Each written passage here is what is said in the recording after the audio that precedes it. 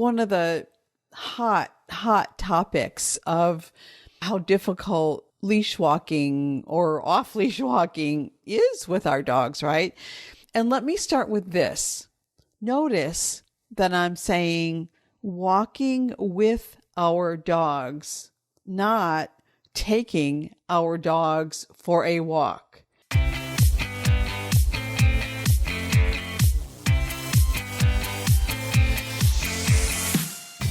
Hi, I'm Kathy Kowalik, and I believe that our dogs connect us to the heart and soul of what really matters in life. So hang out, and we'll take a deep dive into the human-dog connection and explore strategies that will inspire you to create legendary, enlightened partnership with your dog.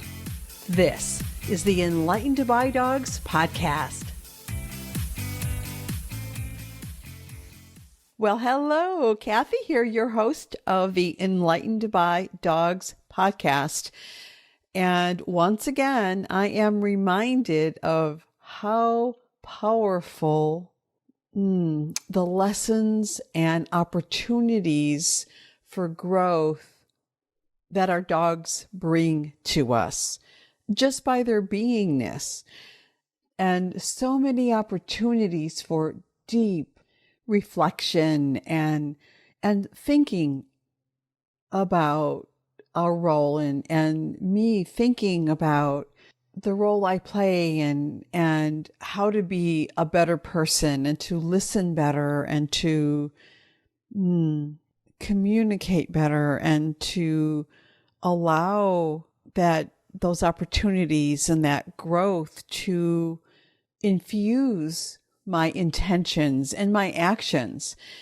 And as I do, I think that our dogs they allow us this safe place to learn and to grow and to explore and to like experiment with relationships and what it means to be in relationship with another sentient being. And I mean, sometimes human to human, it can get really complicated and really difficult.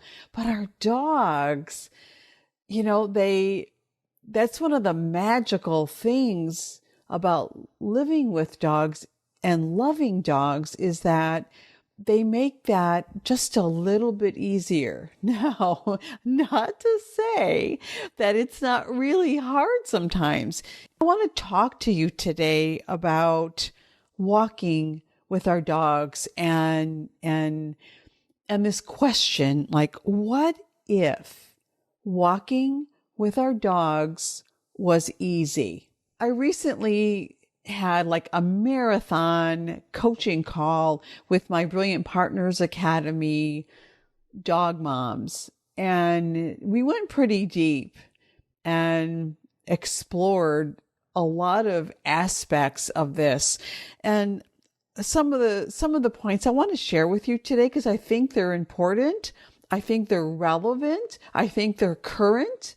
And I think that if you're listening to me and to this podcast, that you're ready to hear this. You're looking for some depth that goes way beyond dog training and engaging with our dogs as if they're, I don't know, there are pets, that they are our little sweet and loving minions that are just waiting for opportunities to earn non-personal rewards. Not by non-personal, I mean not connected. And so I think that you're here for something else. I think that you're here for something more. I hope you are. So let me just dive in and talk to you about this, starting with this idea of what if walking with our dogs was easy? It's like one of the hot topics of how difficult leash walking or off leash walking is with our dogs, right? And let me start with this. Notice that I'm saying walking with our dogs, not taking our dogs for a walk or whatever, walking with. There's something just that reframe of how we think about walking with our dogs. Doesn't that just open up so many doors of possibility? I think it does. And one of the things I've been thinking a lot about, and one of the discussions that I had was this idea of thinking like a mother, behaving like a mother, and what mothering is. And so I wanted to talk to you about that and share something with you. I watched a TED Talk where the speaker, and I'm probably not going to pronounce her name correctly, but I'm going to give it a go. Yufat Susskind. She spoke about the value of thinking like a mother in difficult times. And she told a story about a man from Iraq, a man who's a house painter by trade, and who ultimately helped to build an underground railroad to protect women activists and their children and other folks that were targeted with assassination when ISIS invaded their region. And she had interviewed this man and they had a deep discussion. And at one point when she asked, why did you get involved in this? Why did you, you're a house painter, and you have a family, and you know, it's dangerous work. Why did you do this? Why did you help these people? Why did you help to protect these women and children? And he told her, and I'm quoting, "If we want a brighter future, we have to build it now in dark times so that one day we all can live in the light." End quote. And Miss Susskind explains, that's what social justice is, and that's what mothers do. This is what mothers do. We act in the present with an idea of the future that we want to bring about. And I found that to be so powerful. I mean, it just it moved me to tears. And so it's been on my mind a lot lately. And I wanted to bring this up. And so what is mothering, and what does it mean for us as dog moms? And it's a phrase, dog moms, it's a phrase I've been using in recent years to identify as a dog mom. And I think that the women in my programs identify as dog moms because we're in such a powerful position. We're in this place of nurturing, loving, unconditional, guiding, advocating, being kind and patient and compassionate, understanding, accepting how those that we are mothering are accepting the other and their feelings as true and valid, and figuring out how to walk together with those that we mother, hand in hand, side by side, facing forward in the same direction together, and figuring out what that looks like. What does that look like? I mean, sometimes that is really hard, right? Sometimes we each have our own ideas and we each have our own wants and needs and desires and impulses. And yet, how do we figure out how to walk together, holding hands side by side with common purpose, in walking, facing forward in the same direction. And so that's what we dog moms do with our dogs. And I think that is a metaphor for what we do with others in our life, other humans and other species that we mother. I mean, I don't think, and I think you'll agree, I don't think we need to be someone's biological mother to mother them. I don't think we need to be, I don't think we need to identify in the gender of a female to mother another. And I don't think we need to be the same species to mother another. There's plenty of evidence of different social animals mothering those of other species, right? I mean, I think of a time in my own life with my own dogs. I had a border collie years ago. Her name was Dallas, and just a delightful dog on so many levels, just a heart dog. She was just amazing, which is kind of beside the point, or not, I don't know.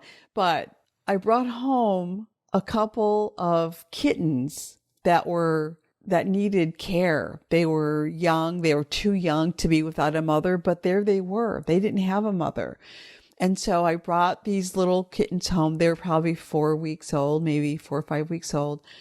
And I'll never forget walking into the room where Dallas was laying on a pillow on the floor, and she had these kittens at her abdomen nursing off of her milk-filled teats. Where did the milk come from? I have no idea. She wasn't pregnant. She hadn't had babies. And yet her instinct and her biological drive to mother these kittens was so strong that there she was. It was so moving. And I think we all have that instinct. All social beings, all social animals have that natural instinct to mother, right? And so this feeling lives inside of us, right? And I think one of the things I talked about, I used a metaphor of a mother, non-biological, biological, gendered female or not, whatever, but to walk hand in hand with a child, a young child, 3, 4 years old, maybe, could be younger, but my vision was like a 3-year-old. And to walk hand in hand toward a common purpose, a place that they both wanted to go. And so I thought of, pulling up the car into this place where we would get out and we would walk toward the ice cream shop. And we were eager and excited and happy and delighted with the idea of going together to have ice cream at the ice cream shop. And to walk with this child who's filled with glee and delight and wants to run, wants to go, wants to say, let's go. I can't wait to get there. And you're like, I feel the same way, right? And that feeling of togetherness, that feeling of being together and working it out. Like, how do we walk together hand in hand in a way that is safe, that is nurturing, that is easy and happy for both of us? Now, I can't let go of that child's hand because we're on a sidewalk. There's traffic, there's cars, right? There's, people walking. There's things that would put that child in danger if I let go of her hand. And so I'm obligated, I'm responsible. I have a desire to hold her hand, right? And not just let her go and skip on ahead. And so we have to figure it out. We've got to figure out how to be together. I've got to lead that exploration, that adventure of walking hand in hand together, right? As we go to the ice cream shop. And that brings me to this place of this feeling, this inner feeling of mothering, of nurturing, of being kind and being compassionate and having a strong desire to collaborate with this other being and working things out. And we can probably imagine having a conversation with that child and explaining why we have to hold hands and what that would look like, and staying engaged and being in this place of love and connection, right? And working that out, having that feeling inside of us. And then I pose the question, well, what if it was hard? What if the footing was slippery for some reason, wet, whatever. There was something on the ground, that caused it to be slippery. Or what if I was a grandma and I had a bad back or my knee, or I couldn't walk very quickly, right? Because, if all things considered, maybe I could just skip on ahead, right? I could join up in that child's glee and we could skip and run together to get to the ice cream shop. I could very well see that happening. But what if I couldn't, right? What if I couldn't do that for any reason? I had a physical difficulty or the footing was unsafe. And so what if we need to slow down? What if we needed to walk calmly and quietly, but yet stay connected? How would I work that out? What would I do?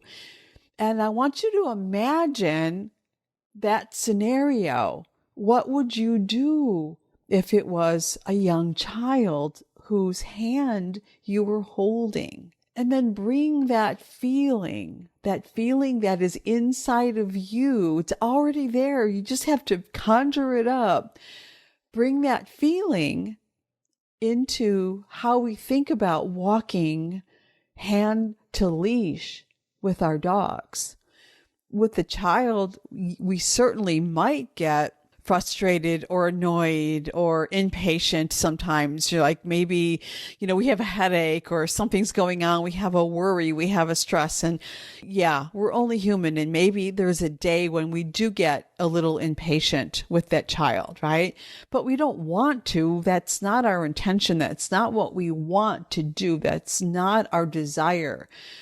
And so we regret that and we fix it. We work that out. We apologize and we start over. You know what I mean? And the same thing with our dogs, right? We don't, with the child, we don't take it personal. We don't say, why are you being so bad? Why can't you just walk with me? Why is it so hard? We don't say, well, I'm just going to stand here. I'm going to stop until you get your act together and figure out how to walk better. Or you know what? If you can't walk nicely, then we're going to turn around and we're not going. We're going to go back. And that attitude, that those thoughts that we have with our dogs, we wouldn't. Though I'm not saying we wouldn't have those thoughts with that small child, but those would not be our go-to thoughts. Those would not be the first thoughts that we have. You know what I mean? Not unless, okay, I get it. Maybe we're having a bad day and those are the first thoughts, but you know what I mean? Overall, in general, those are not going to be our first thoughts. And yet, why are they the first thoughts with our dog? Why do we do that? And so what I invite you to do is to think about that feeling, to conjure up that feeling. I want you to know that feeling of mothering, that mothering feeling is not dependent on your child's behavior. And it's not dependent on your dog's behavior. It's there regardless of their behavior. And all we need to do is to conjure that up, to take a breath, to get back in touch with that feeling, to remember the purpose, to remember the intention that we have of connection and collaboration and finding common purpose and being kind and being a guide and being an advocate and understanding and accepting, not saying, to that child, I wish you weren't so excited about having ice cream. Like, you need to calm down, right? Instead to say, oh, I love that you're so excited about having ice cream. Let's figure out how to walk together to the ice cream shop in partnership. Let's figure this out, okay? Let's do this. We can do this. Of course we can do this. And that's what I want for you and for your dogs. I'm not saying it's going to be easy. I'm not saying you're going to have all the answers. I don't have all the answers, right? It's an in the moment thing. It's an in the moment staying present and remembering the main thing, right? The main thing is to keep the main thing the main thing. And that feeling is always inside of you, right? It's not contingent upon your dog's behavior. And I was reminded, as I was thinking about what I wanted to share with you today, I was reminded of the interview that I did with Anya back in episode number 81. And she talked about thinking about the leash between us and our dog as a metaphor for connection. And to even go beyond, it's a tool of communication, to go beyond that and to think of it as a metaphor for how we can be connected both with and without the leash. And then I thought about the interview with Ula in episode 94 and how she shared with us her idea of walking in a bubble and creating a bubble of connection and a bubble of safety, a bubble of togetherness between her and her dog, and walking leash to hand inside this lovely container of safety and connection and unconditional love. And it's possible for all of us. And so let me put it back to you. What if walking with your dog was easy? What if it was as easy as feeling together, as feeling that mothering instinct, as feeling that your dog is like a small child and you're walking hand in hand? What if walking with your dog was that easy? So I'd love for you to experiment with that, have some fun with that, play around with that, explore that together with your dog. Try it on. See how it goes. It doesn't need to be perfect. It's okay if you make mistakes. It's okay if sometimes you get impatient or frustrated while you're figuring it out. It's okay. Just start again. Just start over. Just reconnect and come back to the present. Remember that feeling lives inside of you all the time, regardless of your dog's behavior.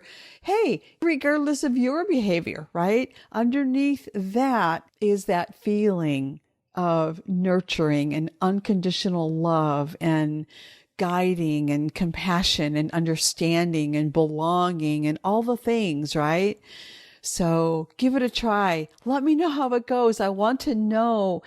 And if you're up for it, think about also how amazing it is that our dogs give us this opportunity to explore these kind of things and to expand the way we think about relationships and how this can help influence how you move through the world in all of your relationships, and how we dog moms can move through the world as advocates for kindness and compassion and beacons of light and unconditional love. Yeah, we can do this. Let's do this. All right.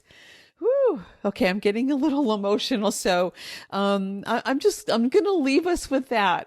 That's my invitation to you. Let me know how that goes for you. Leave a comment here and let me know. And in the meantime, be brilliant and hold this thought of imagining what it can be like when you and your dog can finally understand one another. All right, my friends, I love you. Be brilliant, and I'll talk to you soon. Bye-bye.